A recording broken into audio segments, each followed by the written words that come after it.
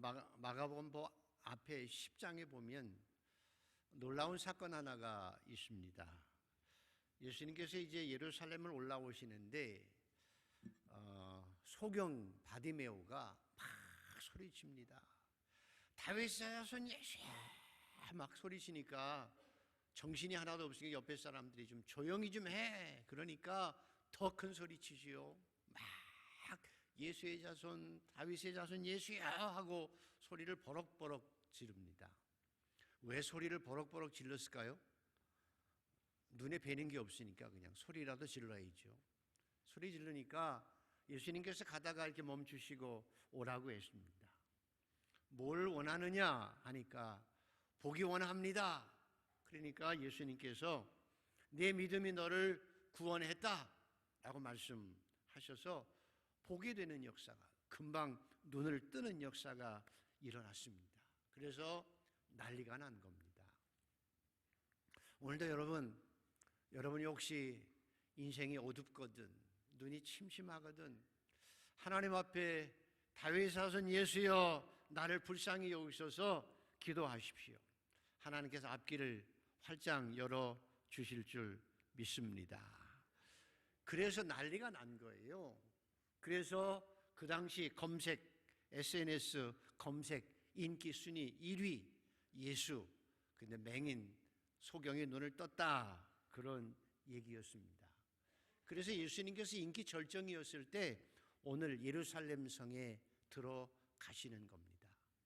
그리고 이번 금요일 날 십자가에 못 박혀 죽으시는 일이 일어났는데, 어쨌든 오늘은 난리법석을 나고 그런 상황에서 사람들이 많이 모여들었을 때 예수님께서 예루살렘으로 올라가셔서 예루살렘 성에 들어가는 장면이 오늘 장면입니다. 자, 1절 2절을 한번 읽어보십시오. 자, 같이 한번 읽습니다. 시작. 그들이 예루살렘에 가까이 와서 감람산 벳바게와 베다니에 이르렀을 때에 예수께서 제자 중 둘을 보내시며 이르시되 너희는 맞은편 마을로 가라. 그리로 들어가면 곧 아직 아무도 타보지 않는 나귀 새끼가 메어 있는 것을 보리니 풀어 끌고 오라.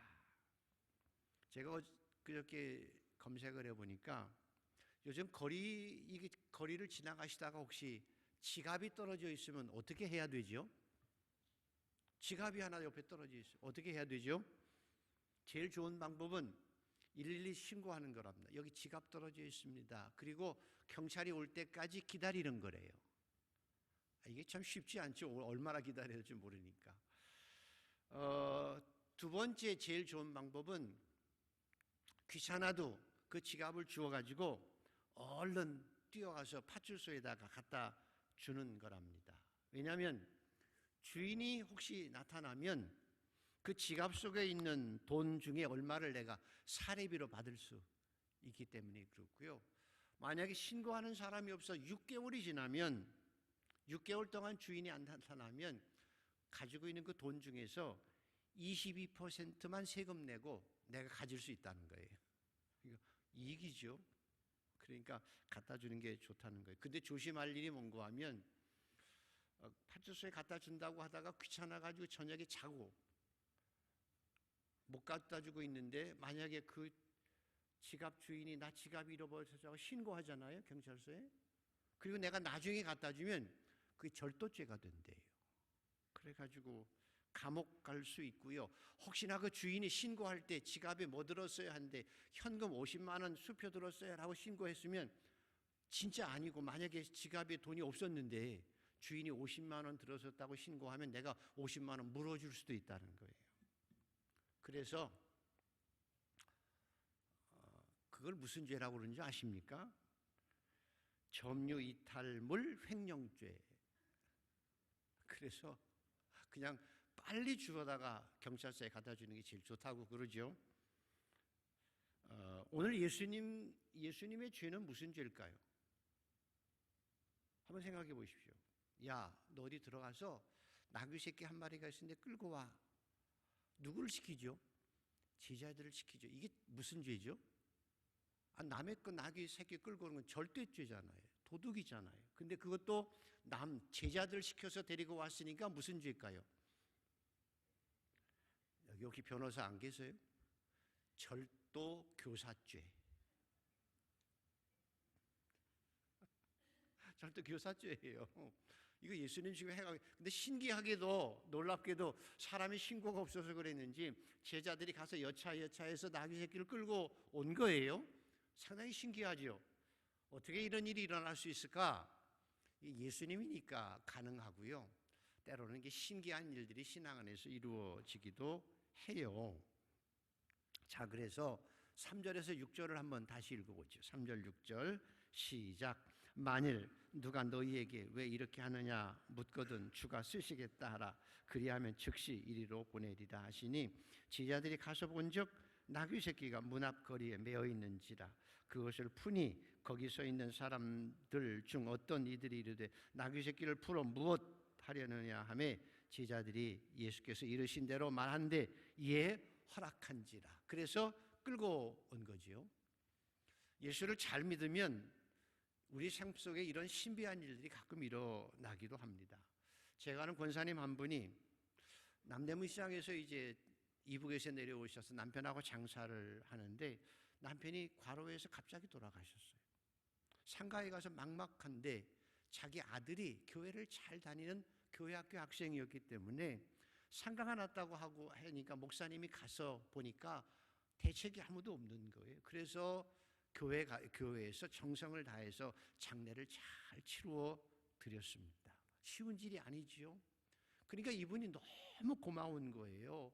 혼자밖에 없는데 교회에서 와서 다 이렇게 장례를 치루니까 너무 고마워가지고 교회를 다니기 시작했는데 혼자 살잖아요. 막막하지요. 그러니까 교회만 다니시는 거예요. 그때부터 주일 예배 가고 찬양 예배 가고 수요 예배 가고 새벽기도 가고 계속 다녔어요. 다니다가 은혜라고 하는 걸 체험한 거예요. 너무 좋은 거예요. 예수를 정말 알게 되니까 너무 좋은 거예요. 펄쩍펄쩍 뛰면서 신앙생활을 잘 하시는데 아들이 교회를 잘 다녀서 믿음 생활을 잘 해요.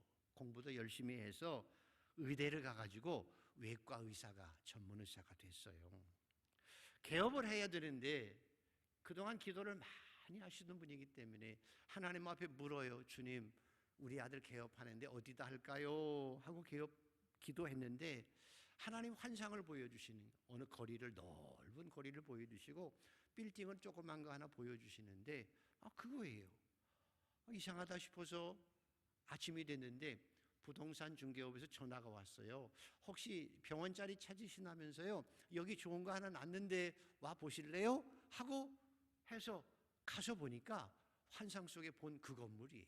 그래서 처음에는 3층 한 층을 빌려서 조그맣게 시작하다가 환자가 많아지는 거예요. 그래서 4층을 빌려가지고 간호원 숙소하고 4층 빌려서 살림집을 하면서 병원이 참 잘 되는 거예요. 그래서 11조가 자꾸 늘어나는 거죠. 그래서 이 권사님과 아들이 작정을 했어요. 하나님 주신 거 감사한데 10의 1조는 하나님께 드리고 10분의 1은 또 교역자들 그 다음에 교회 직원들을 위해서 내가 또 다른 11조를 쓰겠습니다 해서 저도 이제 학자금도 주시고 가끔 휴가비도 주시고 관리 집사님들 휴가 갈 때 이게 챙겨서 휴가비도 주시고 1년에 몇 번씩 쌀을 이만큼 큰 걸 저쪽 동대문에 마장동에 가서 사가지고 와가지고 또 고기도 사다가 주시고 그러세요. 그런데 집이 하나 필요하니까 집이 하나 필요해서 돈을 모았어요.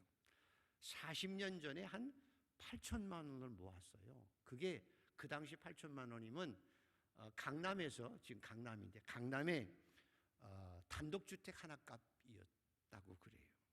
그래서 이제 돈을 모은 뒤에 집을 하나 사야 되겠다 해서 하나님 어디 집을 살까요? 그렇게 기도하는데 금요 출야 기도를 하는데 하나님이 또 응답하시는데 환상을 보여주시는 거예요. 교회 건물을 짓고 있는데 교회 건물이에요. 근데 횡해요. 짓다가 만 것 같아요. 근데 어떤 한 분이 막 거기서 이렇게 기도하고 있는 모습이 보여요. 그러나서 음성이 들리는데 그 돈 내가 써야 되겠다 그러시더래요. 그 돈 내가 써야 되겠다. 내 종이 교회 건축하다가 힘든데 필요한 돈이니까 내가 쓰마 내일 아침에 갖다 주어라. 그러시더래요.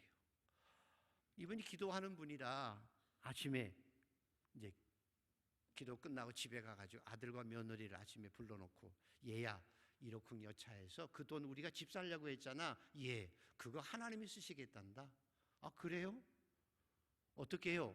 하나님이 갖다 주라고 그랬는데 교회 필요한갑다. 그랬더니 어느 교회요? 아들이 물으니까 그건 난 몰라. 아무튼 내가 찾아봐야 돼. 그래가지고 그러니까 아들과 며느리가 하나님이 쓰시겠다니 당연히 드려야죠.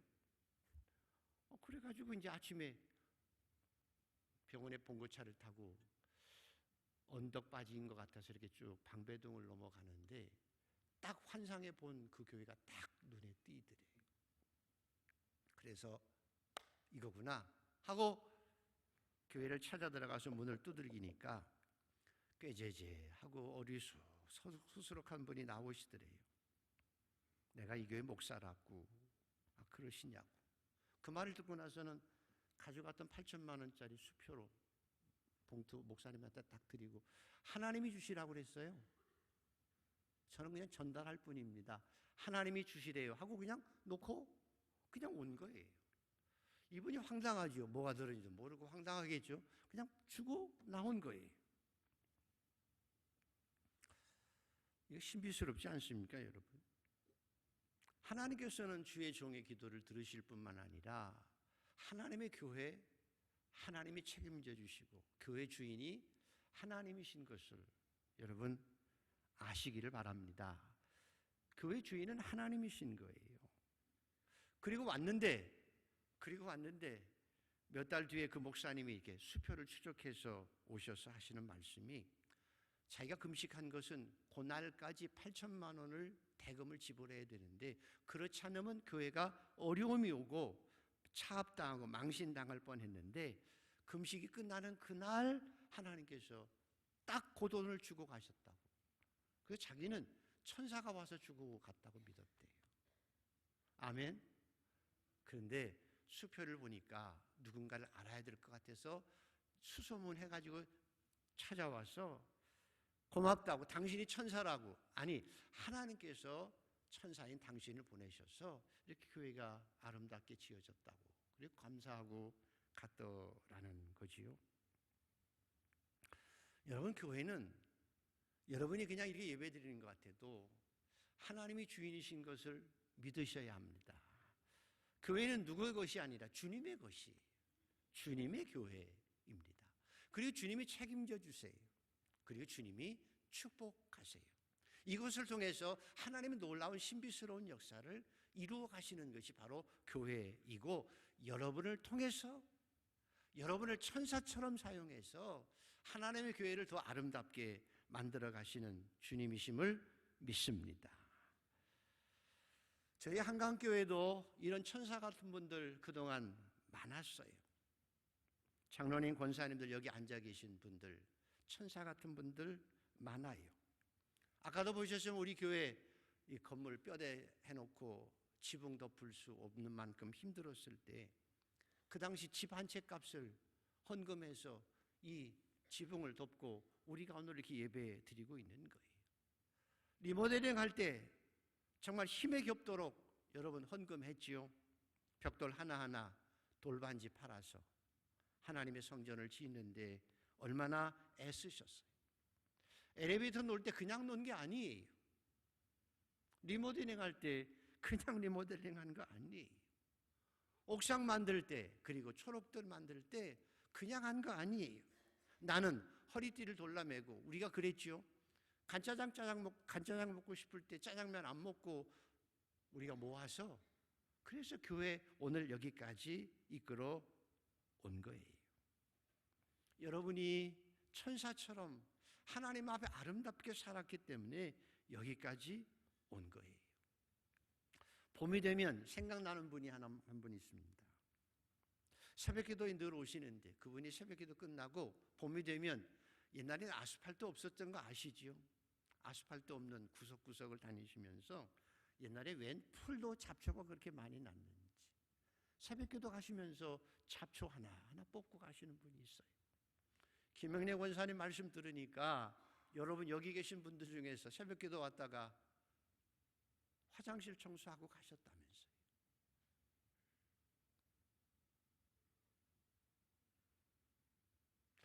우리가 그냥 먹는 밥이지만 전에는 우리 권사님들 몇 분이 금요일 날 시장 가서 힘들게 야채 사와서 하나하나 정성껏 다듬어서, 그리고 토요일 날 반찬 만들어서 주일이면 여러분들 대접했던 기억 아시지요? 그분들의 수고가 있습니다. 지금도 우리 아는 장로님, 젊은 장로님 한 분은 가끔 시간 있으면 청년들 찾아다녀서 직장으로 찾아가서 점심 사고 저녁 싸면서 따독거리면서 신앙생활 하라고 다니는 장로님도 계세요. 교역자들 식사 함께 대접하려고 참 애쓰시는 장로님도 계시고, 금요일이면 누가 시키지 않아도 금요일 8시 30분, 9시에 모여서 교회를 위해서, 교역자들을 위해서 눈물을 기도하는 천사 같은 권사님들, 집사님들이 계시기 때문에, 어디 가서 한강교회가 참 좋다고 자랑하고 다니는 여러분들이 있기 때문에 오늘 이렇게 아름다운 교회 가운데 우리가 감사하며 예배드리고 있는 줄 믿습니다. 왜? 주님의 교회이기 때문임을 믿습니다. 놀라운 것은 그분이 고백이에요. 그 권사님이 고백. 얼마 전에 돌아가셨는데요. 그분이 말하기를, 목사님, 저는 평생 예수 믿고 그저 하나님 하는 대로 순종만 했습니다. 하나님 하시는 대로 기도하고 순종만 했습니다. 저같이 배우지 못한 사람이 장사치가 뭘 했겠어요? 저는 그저 하나님 앞에 예배드리고 기도했고 그저 말씀하신 대로 순종만 했을 뿐인데, 하나님께서 나에게 생각지도 못하고 내가 계획하지도 못한 만큼 놀라운 은혜를 주셨습니다. 그리고 큰 집도 주셨습니다. 그것이 지금 병원 지어서 꽤 유명한 병원으로 수십 배 하나님께서 보답해 주셨다고 고백하거든요. 여러분이 믿는 하나님은 놀라운 하나님이십니다. 제가 믿는 하나님은 참 멋있는 하나님이십니다. 능력의 아버지십니다. 참새 한 마리가 하나님의 허락 없이 떨어지지 않듯이 오늘도 저와 여러분을, 구원받은 하나님의 백성을 눈동자처럼 지키시고 여러분의 마음에 계시면서 우리를 이끌어 가시고 저 천국에 이를 때까지, 영원한 영생의 멸류관을 주실 때까지 여러분에게 귀를 기울이시고 여러분의 기도를 들으시고 여러분이 하나님을 사랑하고 교회를 사랑하는 그 마음을 정말 기뻐 받으시고 지켜보고 계시고 가장 좋은 것으로 우리에게 보답해 주시는 하나님 아버지신 줄 믿습니다. 너희가 악한 자라도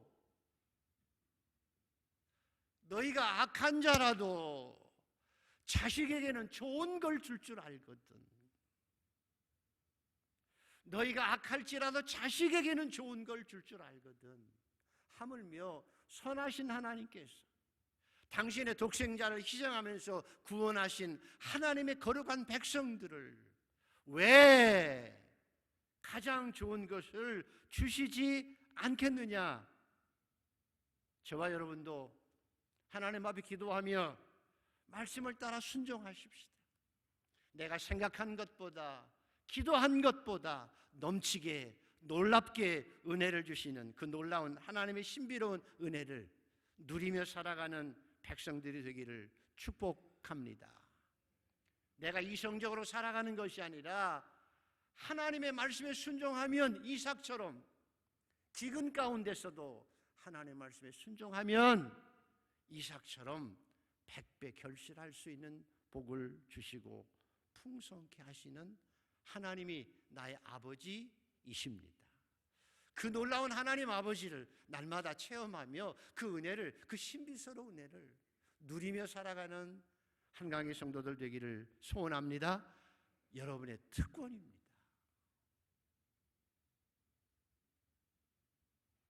이 재미로 신앙생활을 하는 거예요.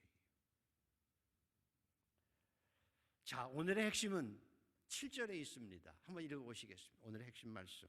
자, 같이 한번 읽습니다. 시작. 나귀 새끼를 예수께로 끌고 와서 자기들의 겉옷을 그 위에 얹어 놓음에 예수께서 타시니. 이거예요. 예수님께서 나귀 새끼를 타신 거예요. 이게 핵심이에요. 예수님께서 나귀 새끼를 타신 거예요. 왜 그랬을까요? 얼마 전에 보니까 김정은 그 친구가 아시죠? 누군지? 뭐 겨울에 백마 타고 쫙 타고 백두산천이 딱 있는 모습이 보이더라고요. 백마 타고 왕들이 말을 타요. 권세 있는 사람들이 말을 탄다니까요. 자기를 의시되기 위해서 폼나게 말을 타는데 만왕의 왕이신 우리 예수님께서는 겸손하셔서 나귀를 타신 거예요.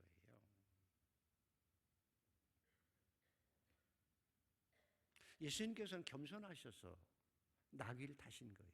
그거 오늘 마음에 새기셔야 합니다.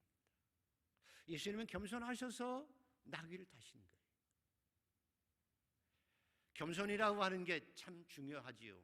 일반적으로 겸손이라고 하는 건 일반적으로는 당신과 나, 사람과 사람 사이에서 동등한 관계 속에서 동등한 관계인데 동등한 관계성 속에서 내가 당신보다 조금 못할게, 내가 조금 낮아지고 상대방을 높이는 걸 겸손이라고 그래요.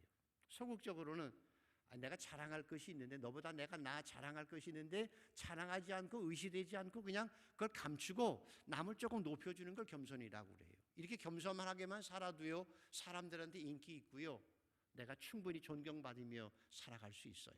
그런데 성경의 겸손은 오늘 나오는 성경의 겸손은 이런 겸손과는 전혀 달라요. 오늘 여러분이 이해해야 될 건 성경의 겸손이. 성경의 겸손은 당신과 내가 동등한 관계 속에서 내가 조금 낮아지는 것을 일반적으로는 겸손이라고 하지만 성경의 겸손은 달라요. 기준이 당신이 아니고 하나님이세요. 전능하신 하나님, 그분이 기준이에요.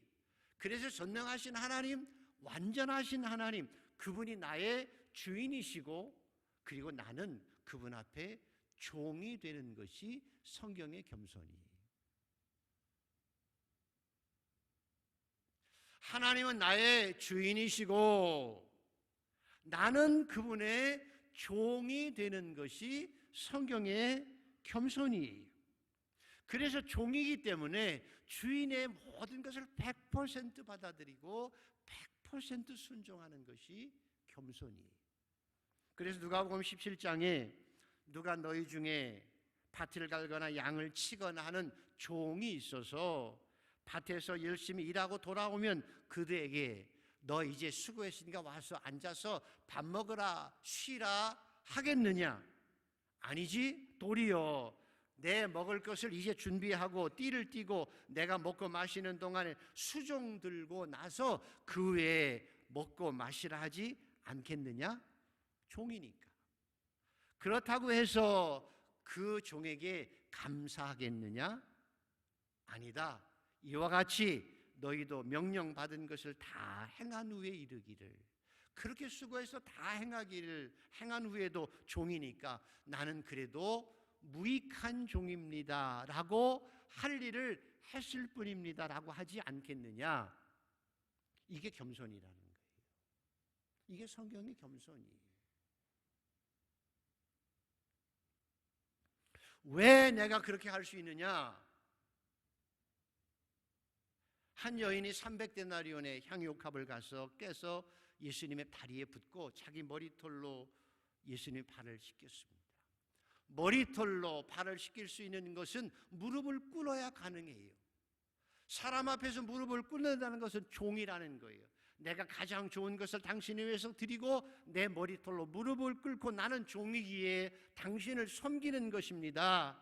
내가 당신의 종입니다. 그렇다고 누가 시키는 것이 아니라 자원함으로 헌신하면서도 내가 부족한 종입니다 하면서 섬기는 것을 이걸 겸손이라고 해요. 성경의 겸손은 이런 겸손입니다. 이해하셨죠? 그래서 예수님께서도 내가 하늘에서 내려온 것은 내 뜻을 행하려 한 것이 아니요 내가 이 땅에 온 것은 오직 아버지의 뜻을 행하러 왔나니 내가 하는 교훈도 내 것이 아니요 내가 스스로 온 것도 아니고 아버지께서 보낸 것이다. 나는 내 영광 구하지 않는다. 오직 내 뜻대로 마시고 아버지의 뜻대로 하기를 원한다. 그리고 아버지의 뜻을 위해서 100% 순종했습니다. 그 십자가를 죽으시고 그리고 나서 부활하심으로, 그래서 하나님이 그를 지극히 높여 뛰어난 이름을 주시고 하늘에 올리시고 하늘의 영광이 멸류관을 주셨다라고 말씀하지요. 예수님께서 그래서 나는 온유하고 겸손하니 너희는 나를 배우라. 거기에서만 진정한 안식이 있고 평안이 있을 것이다 라고 말씀하시는 거예요. 주님이 말씀하는 겁니다. 나는 온유하고 겸손하니 너희는 내게 배우라.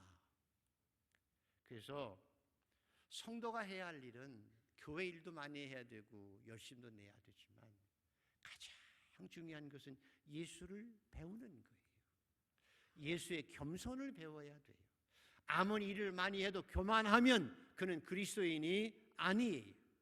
주님을 따라가는 자가 아니라는 거예요. 그래서 겸손한 자에게만 구원이 있어요. 겸손한 자에게만 영생이 있어요. 구원을 얻을 수 있고 하나님의 나라의 백성이 되어질 수 있어요.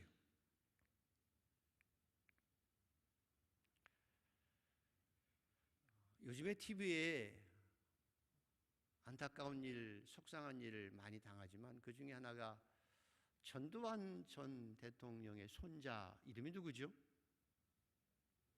젊은이들 손자 이름이 누구죠? 자, 그런데요, 손자가 할아버지를 향해서 우리 할아버지는 살인자입니다 라고 말할 때 그 아픔이 얼마나 컸겠나. 그리고 그걸 보면서 얼마나 가슴이 아픈지 몰라요. 내 손자가 우리 할아버지는 살인자였습니다 라고 말하는 그 끔찍한 일들이 너무 속상하지요. 우리 할아버지 이렇게 위대한 분입니다 라고 해도 시원치 않을 걸. 야당 대표라고 하는 분 보아도 참 안타깝지요. 그분 때문에 돌아가셨다고 생각하는 분이 아니 어떻게 우리 아버지를 몰라요 라고 악유하고 절규하는 그 젊은이들의 모습 보면서 참 너무 속상하지요. 우리 국민들이 참 불쌍하게 여기기도 하고 저도 참 처참해요. 여러분 인생을 살아가면서 성공이라는 게 뭐냐는 거예요. 대통령이 된다고 성공할 수 있다는 거예요. 부자가 되어 성공할 수 있다고 얘기할 수 있어요. 내가 너보다 좀 더 나아라고 성공할 수 있다고 생각해요. 그걸 성공이라고 생각할 수 있으나 성공을 해도 바르게 성공해서 당당해야 되고 떳떳해야 되고 그리고 사람들에게 유익을 줄 수 있는 성공이어야 합니다. 여러분들은 그런 은혜가 있게 되기를 소원합니다. 그래서 주 안에서 우리 자녀들이, 우리 손자들이, 우리 아버지는, 우리 할아버지는 이렇게 멋진 분이셨습니다 라고 말할 수 있는 삶을 살아가기를 소원합니다. 자녀들도 그런 걸 본받아서 신앙의 아름다운 가문을 이루어 갈 수 있게 되기를 축복합니다. 하나님, 우리 가문이 믿음의 가문이 되게 하여 주시옵소서. 그게 중요합니다. 그런데 그렇게 성공해도요, 제가 인생을 살아보니까 인생은 성경 말씀대로 그냥 보통 살면 70 살고요, 건강하게 살면 80 살아요. 오래 산다고 해도 생명이 길어져서 그래도 90 정도 살아가는 거예요. 그리고 덤으로 살아가는 거지요. 그리고 인생은 아무리 내가 부귀영화를 누려도 아무리 권세 있는 대통령이어도 보십시오, 다 한 줌의 흙으로 돌아가고 그 외에는 더 무서운 것은 심판이 있는 거예요. 하나님의 심판이 있는 게 더 무서운 거예요.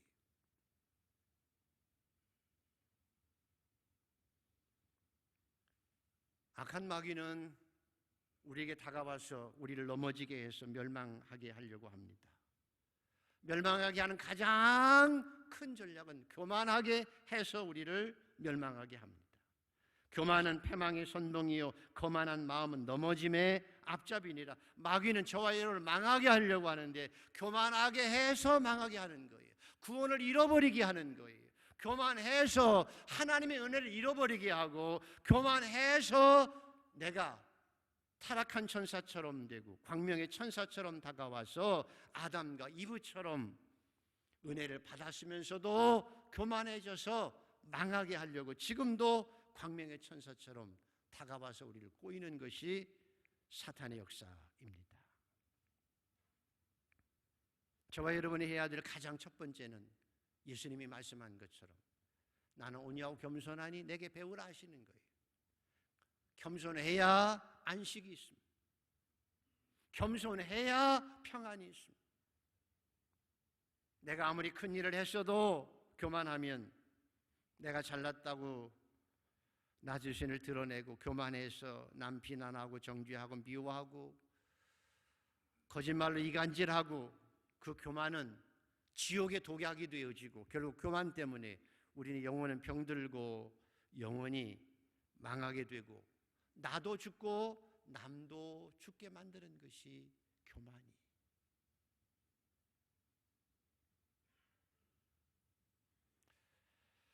그래서 이 앞에 보면 제자들이 3년이나 주님을 따라다니면서도 예수님 마지막 이 장면 요 바로 전에도 서로 다투어, 야 내가 잘났어, 내가 우의정할래, 내가 좌의정할래, 너보다 내가 나, 막 서로 누가 크냐고 다투었을 때 예수님께서 가만히 보시고 데려다 놓으시고 얘기하시죠.